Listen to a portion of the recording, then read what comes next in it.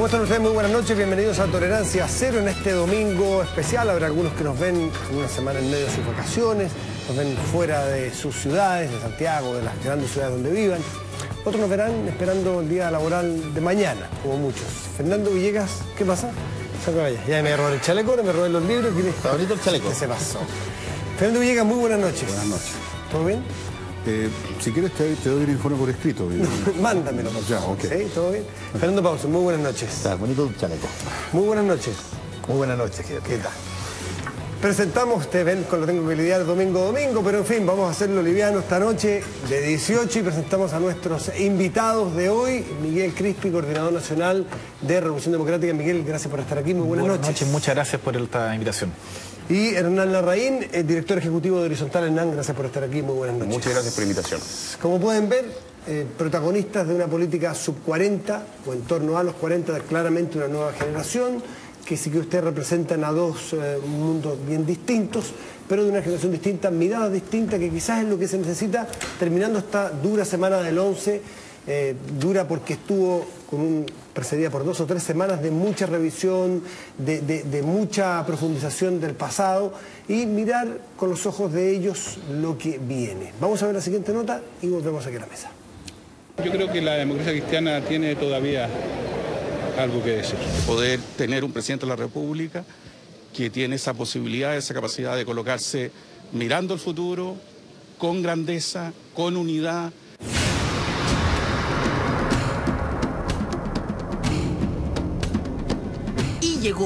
Llegó el día que más divide a los chilenos. 40 años del golpe de Estado que marca un antes y un después en la historia de nuestro país.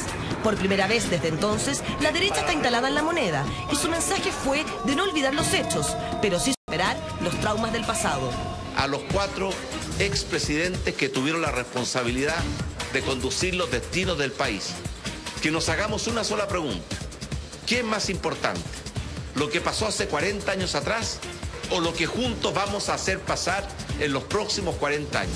Reflexiones, debates y recuerdos para conmemorar el inicio de una dictadura que le quitó la vida a miles de chilenos, cuyas familias no han cesado de exigir verdad y justicia. Solo la verdad y la justicia nos va a permitir reencontrarnos como país. Nunca más quebrar el orden constitucional, nunca más perseguir a alguien por sus ideas. Hay lecciones que deben quedar para siempre en cada uno de los chilenos. Nunca se debe usar la violencia para alcanzar el poder. Conclusiones similares, pero con distintas miradas, donde incluso la democracia cristiana fue cuestionada por su rol previo al golpe y la famosa carta de solo 13 falangistas que lo condenó enérgicamente. Yo creo que don Patricio Aylwin ha sido quizás el más valiente en decir que esa debió haber sido la carta oficial. A mí me gustaría que muchos más dijeran, miren, ojalá hubiese sido esa. Pero bueno, la historia es la historia. Yo creo que la democracia cristiana tiene todavía algo que decir. Aunque algunos parecieran tener los ojos cerrados, los dichos de Manuel Contreras incendiaron el ambiente cuando esta semana señaló que la DINA no torturó. Bueno, me parecen monstruosas en realidad. Bueno, a pesar de que ya sabíamos que era un mentiroso, que es un mentiroso, que él ha construido una serie de fábulas para tratar de justificar el golpe y lo que él hizo, que además niega lo que hizo, a pesar de que existen muchísimos antecedentes. Estamos de vuelta aquí con nuestros invitados Miguel Crispi y Hernán Larraín. Hernán, el presidente de la República partió quizás el punto más notorio de este 11, desde su puesto, desde su posición política, haciendo una crítica que va a marcar probablemente un antes y un después durante mucho tiempo, que fue hablar de los cómplices pasivos. Hace una diferencia muy potente entre dos derechas. Una frase que genera mucho análisis, mismo hasta Carlos Peña hoy día lo analiza y lo aplaude de alguna manera o le reconoce este gesto. Pero esta frase que mostramos nosotros aquí, el que llama a sus antecesores a decir ¿qué es más importante? ¿Los 40 años del pasado, los 40 años del futuro? Cuando ustedes, yo te lo pregunto en el contexto de esta carta que hace una serie de dirigentes de esta nueva derecha, en esta carta que la pueden ver, que es bien interesante cómo hacen el cambio de página. ¿Les parece atinada? ¿Les parece, los representa este presidente que intenta hacer casi excluyente la mirada del pasado y del futuro? Ustedes que supuestamente deben mirar solo el futuro, porque no nacieron para 73. ¿Cómo te tomas tú estas palabras? Yo primero las pondría en el contexto, digamos, en que fueron dichas, ¿cierto? El presidente había hecho una invitación abierta para que se hiciera un acto a propósito del 11 y que pudiera ser transversal y de alguna manera pudiera ser un avance respecto de la historia y la revisión de esa historia. Y en ese contexto entiendo las palabras del presidente, pero el espíritu de lo que ha hecho el presidente Sebastián Piñera, y vamos un poco más atrás, primero logrando que la centro derecha llegara al poder en forma democrática, después de 50 años. Haber involucrado a toda una nueva generación para participar de una centro derecha moderna. Y, por supuesto, los gestos que he hecho a propósito de los 40 años del golpe. Creo que son un avance muy potente para el país y, en particular, respecto del proyecto de una centro derecha de futuro, moderna, abierta y por sobre todo, democrática. En ese contexto, nosotros también quisimos hacer una contribución, ¿cierto?, con esta carta a 40 años del golpe, una declaración generacional que de hecho está en la web a 40añosdelgolpe.cl para los que quieran leerla. Buscamos establecer ciertos mínimos comunes transversales respecto de lo que ocurrió en la historia, con el ánimo de hacer una contribución. Nosotros, por supuesto, no fuimos parte protagónica de esos hechos, pero sí sentimos una responsabilidad política respecto del futuro, respecto de un compromiso con la democracia, particularmente en la centro derecha, aun cuando hay firmantes, digamos, que son más bien de izquierda y independientes, porque consideramos que es fundamental para una centro derecha que tenga legitimidad democrática poder ver y poder condenar con claridad la violencia política, llamar al golpe por su nombre, golpe, condenar la violación de los derechos humanos, entender de que el Estado sí fue un aparato opresor y que hoy día tenemos, incluso con todo lo que se ha avanzado en materia de justicia y de perdón, todavía se pueden hacer más cosas y ir más lejos. Miguel, con la mirada generacional que te corresponde a ti, ¿qué te parece esta casi exclusión del pasado y del presente en vez del continuo? El plantear el que es más importante el futuro que el pasado, va a decir... Yo creo que lo más importante respecto a la dictadura es la verdad, la justicia y la reparación. Y en ese sentido yo he escuchado muchas en cartas, yo creo que celebro la carta que ustedes han hecho, pero en general el debate que es al mismo tiempo. Es decir, mira, nosotros condenamos la violación a los derechos humanos, pero al mismo tiempo busquemos las causas y encontrémoslas. Y yo creo que no es al mismo tiempo. Yo creo que hoy día lo que el país necesita, si lo que queremos es reconciliación, una cosa que yo creo que está en un nivel jerárquico distinto, que la verdad, la justicia y la reconciliación. Entonces, veamos ese tema hoy día y preguntémonos en verdad de qué estamos hablando cuando conmemoramos los 40 años de la dictadura militar. Y cuando queremos hacer historias, también hagámoslo. Es un ejercicio importante. Sin embargo, me parece que hay que separar aguas. Y me parece también importante que aquí podamos discutir con Hernán respecto al futuro, porque cuando condenamos las violaciones a los derechos humanos, también tenemos que hacer el juicio de que en sangre se construyeron las reglas institucionales, económicas que rigen el país.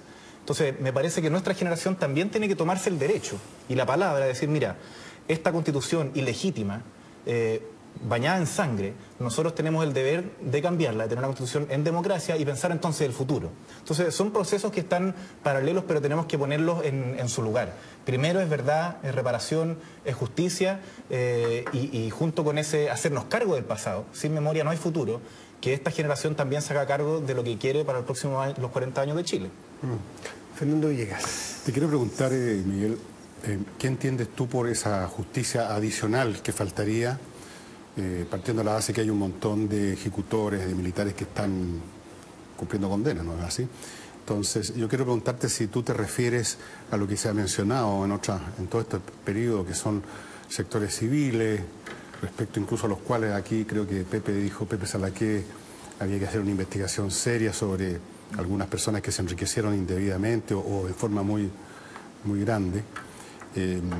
¿Tú dirías que básicamente la justicia que falta, asumiendo que falta, está por el lado de comenzar a escudriñar en esos sectores que hasta ahora han pasado, por así decirlo, piola? ¿Esa es tu visión?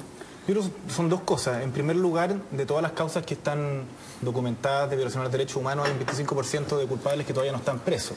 También tenemos presos que están en cárceles de alta categoría, que debiesen cumplir, como todos los ciudadanos, en cárceles normales. Hace unos meses acompañábamos a Javier Aparaya, a Manuel Guerrero, porque quienes eran culpables del asesinato de sus padres estaban saliendo en libertad.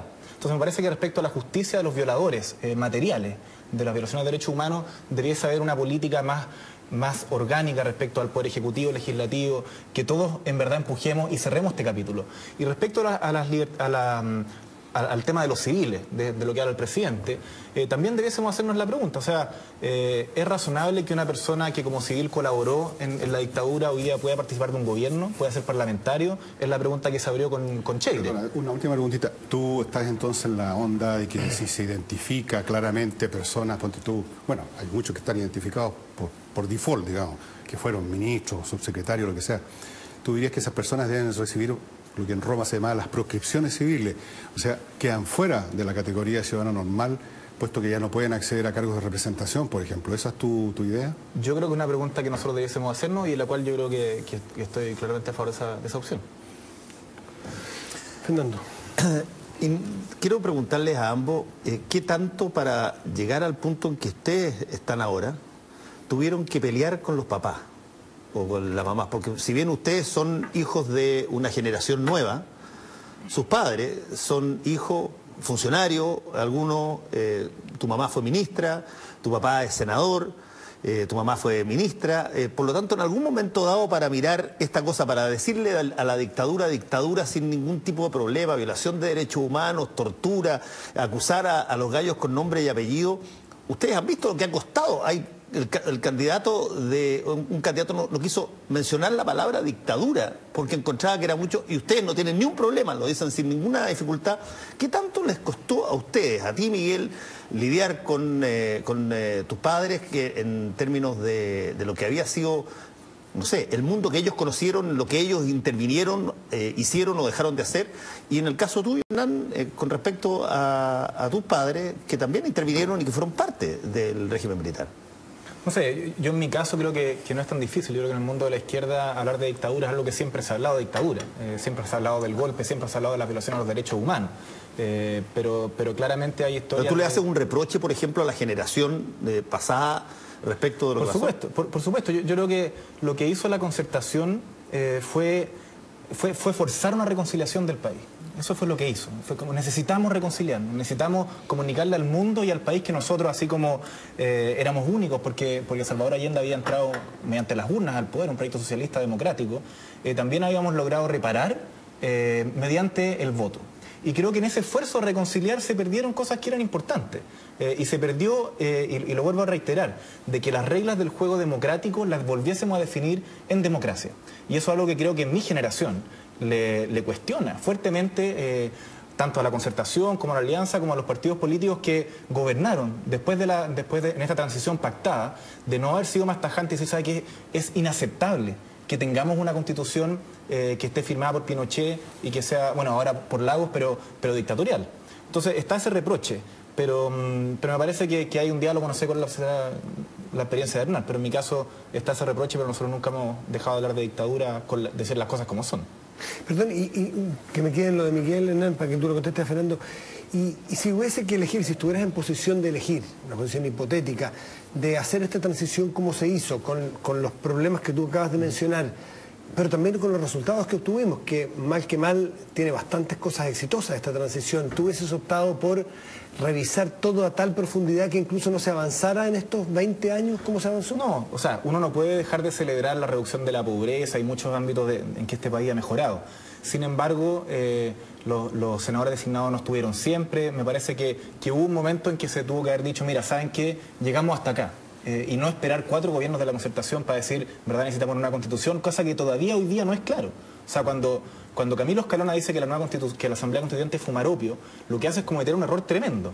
Porque la Asamblea Constituyente no es una Asamblea Constituyente de la izquierda. O sea, yo le invito a Hernán, tengamos una Asamblea Constituyente que haya gente de derecha, de centro y de izquierda, donde podamos definir en democracia cómo avanzamos hacia adelante. Entonces, yo creo que al comienzo claramente era importante avanzar de manera mesurada, pero eso no podía durar 4 gobiernos. Me parece que en ese sentido fue un exceso. ¿Hernán? A ver, sí, dos cosas distintas. Yo entiendo la pregunta personal de Fernando. Me imagino que en algún momento tuvieron que traer algún clinch, digamos. Evidentemente, y probablemente la primera historia, ya que estamos en esta dimensión, fue que a los 14 años yo me encontré con un libro en la biblioteca de mi padre que se llama Isla 10. Y empecé a leer. Sergio Vitar. Exactamente. Lo empecé a leer y llega mi viejo y me dice, creo que este no es el momento para que lo leas. Yo no sabía si era ficción, no entendía muy bien frente a qué estaba. Y después lo leí escondido y fueron los primeros hechos en los cuales se empezó a un poco a abrir la realidad para mí. Es la presión de Isla Dawson, de los opositores del régimen, que es un libro que está gratuito, que vale mucho la pena, en sergiovitar.cl, creo, un librazo. Es muy potente. Sí, y luego en la universidad, ya en democracia, digamos, y con información, evidentemente que se vieron procesos bien catárticos al interior de mi familia, y yo creo que en la familia de mucha gente de centro derecha. Y me atrevería a decir que hay como dos caras en esto. Por un lado, una cierta libertad que hubo en mi casa para que cada uno encontrara sus propios caminos, y al mismo tiempo, y así lo vimos en el caso de mi padre, un proceso interno bien profundo respecto de su rol. Si bien él fue un académico, digamos, en la Universidad Católica durante el gobierno de Pinochet, bueno, pidió perdón y asumo que hay una culpa que se liberó en ese perdón. Pero lo entiendo como un acto muy personal y obviamente muy cercano en términos familiares.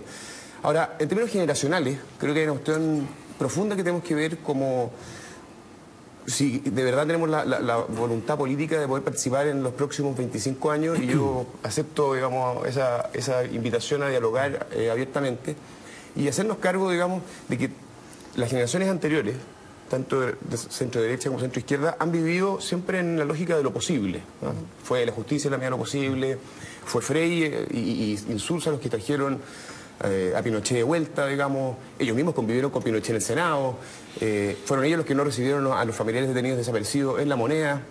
O sea, lo razonable de la transición, que hoy día lo podemos encontrar poco, también tuvo que ver con la posibilidad de lograr una transición que, en las palabras del propio Pepe Salaquiet, es bastante exitosa en términos internacionales. Ahora, quedan cosas pendientes en materia de verdad y justicia y reparación, y se pueden todavía hacer mayores esfuerzos.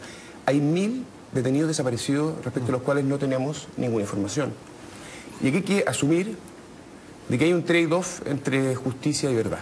Y en esto yo me matriculo en la escuela de José Salaquiet, en que avancemos con mecanismos de delación compensada para aquellos crímenes menores, pero que podamos tener información de verdad respecto de esas personas. Me parece que como sociedad no podemos permitirnos que sigan pasando los años, digamos, y no vamos de verdad a encontrar una respuesta a esa familia. Y tú también eres de la teoría de Miguel, que también era difícil pedir el año, no sé, el 11 de marzo del 90, hacer todos los cambios de una, pero que el otro extremo fue el que vivimos, que nos pasamos de largo, en que esto debió haber sido, estos cambios, estos cuestionamientos que se están produciendo ahora, debieron haber sido hace muchos años antes, o eres más comprensivo con las generaciones que tuvieron que lidiar de verdad con el día a día, con los cara pintada cuando se cuestionaba un cheque del hijo de Pinochet, y eso es realidad. Y eso es realidad porque salían los militares con la cara pintada y hubo boinazo. Es decir, la comprensión, además que esa gente y esa generación que dirigió Chile en el regreso a la democracia tenía la carga histórica y el temor de volver a meter las patas o de volver a generar una fractura. Entonces había mucho miedo. Miedo, y la realidad de los cara pintadas que salían en el centro de Santiago en los 90, con la democracia reestrenada. ¿Qué grado de comprensión tiene usted a esa clase política? Porque yo soy un poco mayor que usted. Y yo alcancé a votar en el plebiscito del 88, que no, entre paréntesis, por suerte. Yo tengo más grados de comprensión que ustedes. Yo más comprensión el efecto de la dictadura, yo lo que me puedo imaginar de la UP, lo que me pudiera imaginar de ese país, es que era un país donde la ciudadanía era un actor, donde la ciudadanía estaba construyendo la historia. Está diciendo, mira, nosotros queremos este tipo de país, con un clima violento, pero era un país que pensaba. Y en los últimos 40 años, la ciudadanía perdió esa capacidad de soñar, porque tiene miedo. Yo creo que hay generación que tiene miedo, que cuando ve la incertidumbre de lo que viene, cuando ve el movimiento estudiantil 2011, cuando ve que esto se empieza como a descuadrar, que este es un gallinero, así, y dice, ¿cómo se va a ordenar esto? y tiene una incertidumbre de cómo va a ser el futuro. Y yo lo que espero es que después de 40 años donde los ciudadanos perdimos el derecho de ser actor, lo recuperemos y podamos entonces soñar qué es lo que viene. Ya, pero eso soy, pues Miguel. Yo lo que planteo es que, si no es un poco fácil la posición, no de ustedes en particular, sino de esa generación, de criticar todo lo que se hizo, porque después de la batalla es re fácil. Pero vivió Pero Matías, 4 años de cuatro gobiernos sin hacer en verdad la pregunta seria de que la Constitución hay que cambiarla entera. Sí, no es una cosa como por la fuerza, sino que es una cosa de sentido común. Y yo creo que hoy día esa batalla ya se ganó. ¿Y por qué no se dio? Porque hoy día se está dando. ¿Por qué no se dio antes esto? ¿Dónde estuvieron las trabas para que se diera antes? Esto que hoy parece muy natural, afortunadamente, de empezar a cuestionar, si leyeron El fraude, no sé si lo habrán leído, el libro de Claudio Fuentes, ¿no? Que es bien increíble como uno, yo en esa época era chico, pero me acuerdo, un plebiscito para generar una nueva constitución que se hace sin registros electorales, sin vocales de mesa, sin prensa libre, en estado de sitio, anunciado un mes antes, una cosa de loco, kafkiana, y nos parecía tan loco. Claro, pero eso es hoy. Pero eso es hoy, nos parece natural, pero hace 10 años no era tan natural. A ver, yo creo que hay que asumir que hay una generación que le tocó administrar una época muy compleja y para las nuevas generaciones es bastante barato hacer un análisis crítico y yo creo que con todas las ganas, digamos, de hacer cambio, hay que comprender de que hubo una época que tuvo una complejidad altísima, digamos. Yo creo que tenemos que aprender más bien de esas lecciones. Y yo al mismo tiempo tenía una pregunta, Miguel, que es respecto del proyecto Michelle Bachelet, porque son los mismos. Finalmente, esta elección, liderada por Michelle Bachelet, que es una expresidenta, digamos, que ha puesto sobre la mesa una serie de demandas que efectivamente nacieron desde la calle, pero respecto de las cuales hay una tremenda ambigüedad. Cuando hablamos de una constitución, unos entienden la Asamblea Constituyente, otros no. Respecto a la reforma tributaria, hay dos visiones muy distintas. Respecto a la reforma educacional, muchos consideran de que darle educación gratuita al mundo universitario, al mundo de la educación superior, es una política regresiva. Pero finalmente, los actores que van a administrar, principalmente si es que gana Michelle Bachelet el poder, van a tener la misma cultura los últimos 20 años. Y yo encuentro muy potente y positivo que los líderes que emergieron del movimiento estudiantil se hayan institucionalizado, y que Camila Vallejo, que Giorgio, que la Carol Cariola, entren, o Boric, que lo tiene un poquito más difícil, pero entren dentro del juego y puedan hacer política con estos actores, exactamente, en el sistema y no solamente desde la calle. Pero tengo un legítimo... una legítima duda. Porque... Podrían invitar a un vocero del Comando Bachelet, porque yo estoy en Revolución Democrática. Sí, nosotros está bien. Decidimos otro camino. Pero tu pregunta, yo creo que la que se hace mucha gente en la casa. Yo lo que creo es que después de esos 4 gobiernos, efectivamente hay una generación que gobernó, que yo le quiero creer su autocrítica. Esa es mi posición. Yo le quiero creer que, por ejemplo, saben que se equivocaron con el copago. Y que lo saben, y lo dicen. Esto fue un error, destruyó lo que quedaba de educación pública, es un error. Y así mismo, como decimos, bueno, porque antes no se hizo la nueva Constitución, hoy día hay un juicio que yo quiero creer. Porque si no creo, nos quedamos en el movilismo, nos quedamos en el testimonio, nos quedamos solamente pataleando. Y creo que este es el momento, hay una oportunidad histórica. Los ciclos en Chile de su historia se construyen cada 40 años. Y se está terminando uno, y se abre uno nuevo. Y yo creo que las banderas hoy día, los sentidos comunes de la ciudadanía tienen que ver con la educación pública, tienen que ver con que el sistema de salud no funciona bien, tienen que ver con la Constitución y con más democracia. Y yo prefiero creer. Claramente la ciudadanía está mucho más activa y su rol no va a ser como cada 4 años ir a votar. Va a ser ponerse firme en la calle y esperar que las promesas que se hagan se cumplan. Y si no se cumplen, bueno, muchas gracias. Nos defraudaron de nuevo. Pero yo prefiero ponerme en una posición de tener expectativas y de pensar que este país puede ser distinto a como está hoy día. Dime una cosa, y esta pregunta para los dos. Si es que uno tuviera que decir, ustedes tuvieran que, de alguna forma, marqueteramente venderse como generación y dijeran, a ver, ¿qué aporte trae la generación de ustedes, la generación del 2011, la generación del movimiento del 2006, de los pingüinos?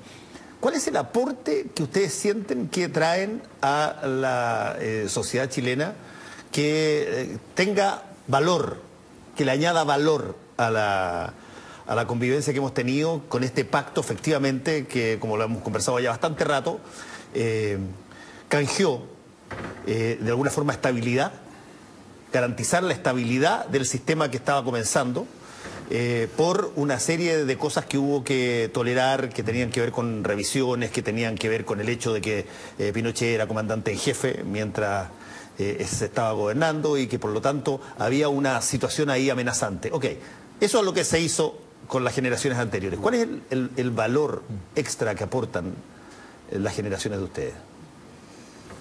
Bueno, yo creo que lo generacional no tiene valor en sí mismo. Nosotros no somos mejores o peores por ser nuevos.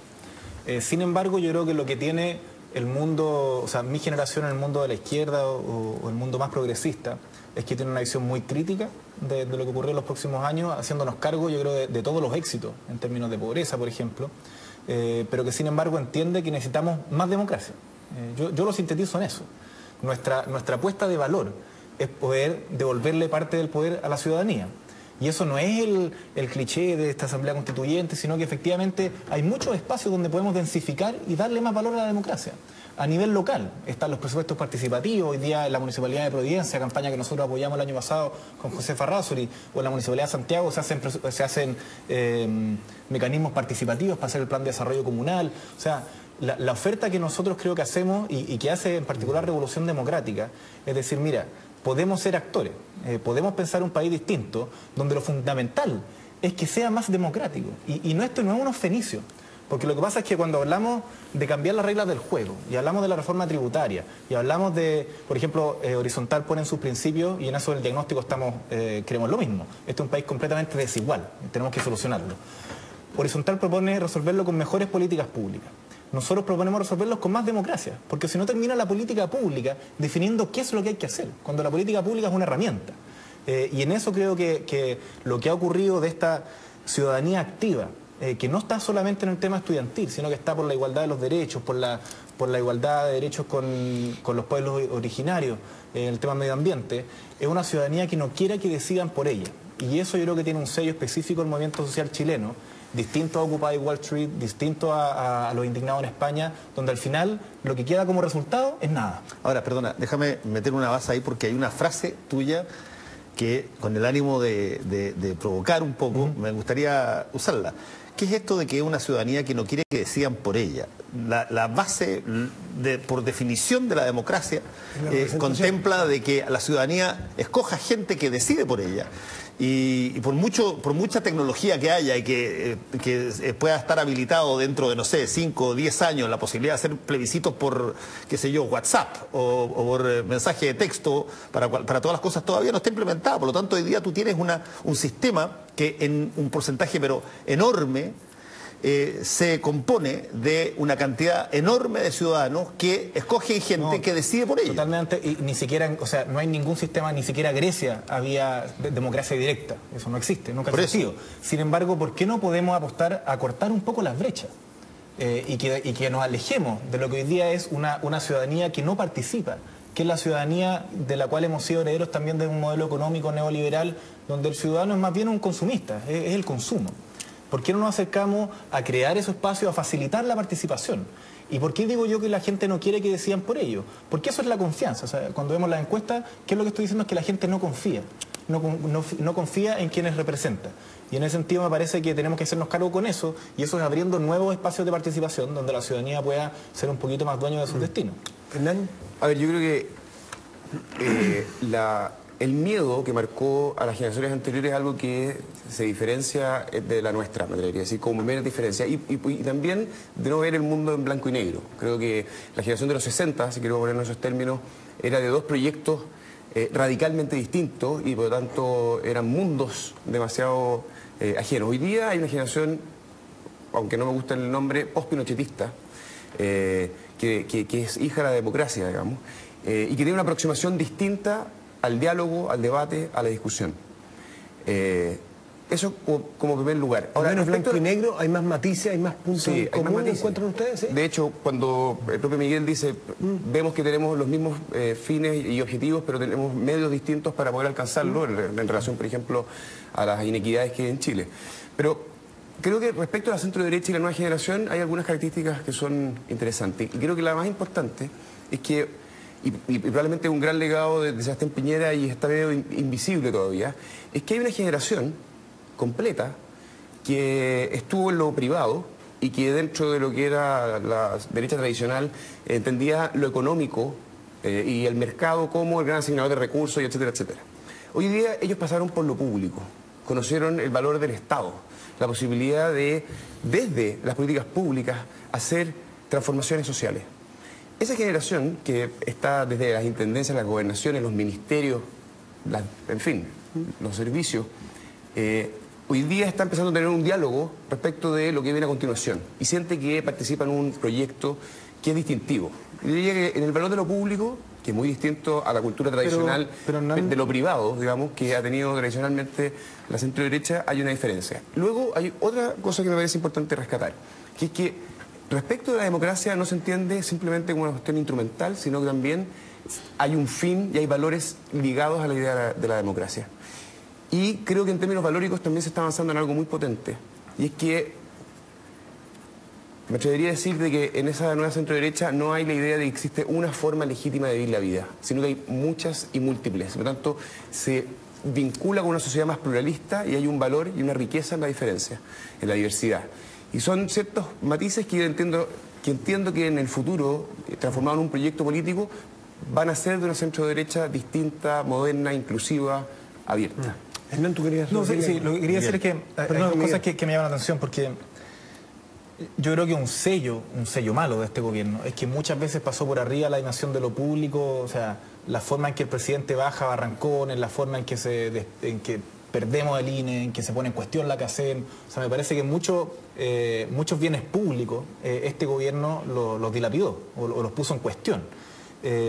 Y otra cosa que me parece también interesante respecto a la democracia es que efectivamente yo creo que hay una nueva derecha que lo pone más frontal. Es decir, efectivamente no podemos, por ejemplo, hablar con matices o palabras extrañas para hablar de la dictadura. La dictadura es dictadura. Pero sin embargo, cuando hablamos por ejemplo, el fraude de la Constitución del 80, ¿estamos de acuerdo o no que es un fraude? Yo te lo pregunto, o sea, en tu opinión, la Constitución del 80, ¿es o no es un fraude? Es ilegítima, absolutamente. Pero entonces, si es ilegítima, ¿por qué no nos ponemos de verdad a trabajar para tener una nueva Constitución? Pero no, por ejemplo, como dice en tu página, como hacer modificaciones a la Constitución. Si lo que necesitamos es una nueva Constitución. Y ahí yo creo que entramos en un juego que la nueva derecha, yo espero que pueda avanzar en esa dirección, pero que también hubo una oferta y una promesa de nueva derecha cuando, me acuerdo, Hinz-Peter, recién asumido, en una imagen con el presidente Salvador Allende a su espalda, habló de la nueva derecha. Y habló de la nueva derecha. Y la nueva derecha no apareció. Y a mí me parece que quizás estos 40 años del golpe son una oportunidad de nuevo. Son como ciclos que se cumplen desde la nueva derecha. Pero por ejemplo, Fernando Villegas tiene es cierto que se solicita a cada momento que aparezca una verdadera nueva derecha. También sería bueno que apareciera una nueva izquierda, que no la he visto mucho. Cuando escucho a los personeros de siempre, de la nueva mayoría, gente que milita en el Partido Socialista y otros que son los mismos de siempre, incluso gente nueva que ha llegado a la pelea, como Alejandro Navarro y otros, uno los ve más o menos haciendo los mismos malabares con que yo escuché a los políticos jóvenes o viejos de los años 60, las mismas frases hechas, la misma imputación facho para cualquiera que no piense como ellos, los mismos recursos vagos al Estado como una especie de enteleque que automáticamente resuelve los problemas. Todas esas cosas son también cuestiones que hay que revisar. Ahora, para mí lo central, fíjate, es lo siguiente. Ustedes, la nueva generación que va, por último, a patearnos en el trasero para echarnos afuera a los ancianos y van a ocupar los puestos que ocupamos nosotros en todas partes, es probable que construyan un país más habitable, más hospitalario, más decente, entre otras cosas porque el país ya está en un nivel superior y eso facilita la construcción. Pero eso va a ser vital, para eso va a ser vital el que realmente en lo más profundo del espíritu de esta nueva generación se instale grabada a fuego el principio de que no se puede lograr nada estable en una sociedad, no se puede lograr ninguna cosa si no es sobre la base de los acuerdos, incluso aunque tomen la forma antiestética de la transaca y la cosa media oscura, pero que se destierre lo que yo vi antes que ustedes nacieran, en los 60, y que vi cómo se preparaba el desastre que vino, ese maximalismo, ese afán de que nosotros estamos iluminados, nosotros sabemos lo que el país necesita, todos los demás son unos imbéciles, los viejos son unos tarados, nosotros hemos descubierto la piedra filosofal y vamos a instalar tal o cual cosa. En la derecha y la izquierda, porque en el Patria y Libertad. Pero si lo que se ha hecho son acuerdos los últimos 25 años, seguir, ¿no? Déjame por favor, si yo he estado bien callado, lo he dejado tranquilo. Lo que te quiero decir es de que ahora, cuando todavía no están con las manos en las manijas, todos pueden hablar de los acuerdos, de que hemos aprendido cosas, pero la prueba de fuego va a ser cuando realmente estén, por ejemplo, como yo creo que va a ocurrir, con una mayoría muy grande política en el próximo gobierno, cuando tengan algunos desarrollen la ilusión de que van a poder hacer rápidamente lo que nos hizo en 20 años o en 30, y va a venir esa impaciencia, y con esa impaciencia viene la frustración, porque hay tipos que se ponen en el camino, y poco a poco, yo lo vi en los 60, Víctor, se empieza a generar ese ánimo beligerante. Miguel. Miguel, se empieza a perder esa onda del let it be, de pongámonos todos de acuerdo, y empieza a crecer muy rápido, por un proceso de iteraciones, un ánimo beligerante, y entonces esa famosa frasecita que yo he leído y escuchado ya 1000 veces, eso del nunca más, se convierte simplemente en una especie de prédica de misa de 12 del día, o sea, una vaciedad que no llega a ninguna parte. Entonces hay que instalar muy fuerte eso, no pasar de nuevo por la misma situación, pero para eso hay que tomarse en serio esto de los acuerdos por rasca, por mediocre, como suelen ser los acuerdos que sean. Sí, dos cosas. Yo creo que esa política de los acuerdos es la que hemos tenido, entonces no sé por qué se criticas tanto a estos personajes, que yo también tengo una mala opinión. Escúchame, no estoy criticándote ni a esos personajes, estoy diciendo que para el futuro se necesita esa misma política en otras circunstancias, nada más. Sí, efectivamente se necesitan acuerdos y yo creo que lo que no puede pasar con los acuerdos es que eso nos omita la posibilidad de soñar en grande. El proyecto revolucionario Salvador Allende fracasa porque efectivamente no cuenta con, no solamente el 50%, o sea, el proyecto de Salvador Allende necesitaba mucho más para poder concretarse, una gran mayoría. Y hoy día yo creo que los últimos 20, 25 años lo que se hizo, se naturalizó el acuerdo. Es decir, no podemos tener discusiones si es que no estamos de acuerdo.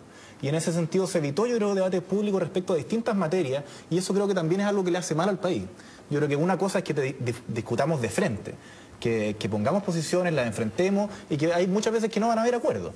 Y cuando sea necesario, para avanzar en cosas vitales, por ejemplo, para reducir la desigualdad, donde todos estamos de acuerdo, que nos podamos sentar a la mesa y ver cómo lo hacemos. Hernán, ¿tú quieres cerrar con algo? No, pero agregar que evidentemente lo que aquí tiene que ocurrir, y espero con cada vez más claridad, es que estas nuevas generaciones, que estoy contigo, en sí mismo no tienen mayor valor, si es que no ponen proyectos políticos y de verdad renuevan los liderazgos para el futuro.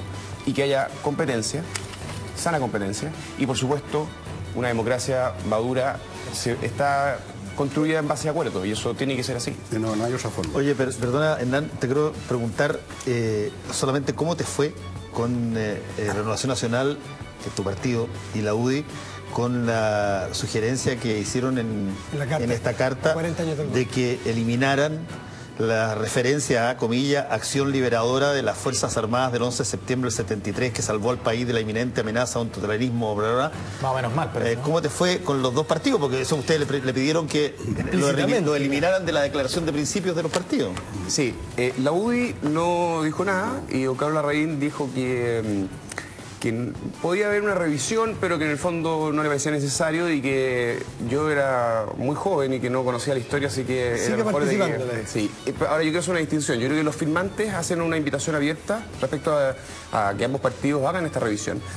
Y yo en términos personales, digamos, me hago responsable de que es mi partido, y yo he abierto algunas conversaciones porque creo que es importante que esa declaración de principios tenga una revisión, y se produzca un congreso ideológico después de las elecciones, ojalá con la mayor participación de base, pero que se enfrente Renovación Nacional a sí mismo con su declaración de principios.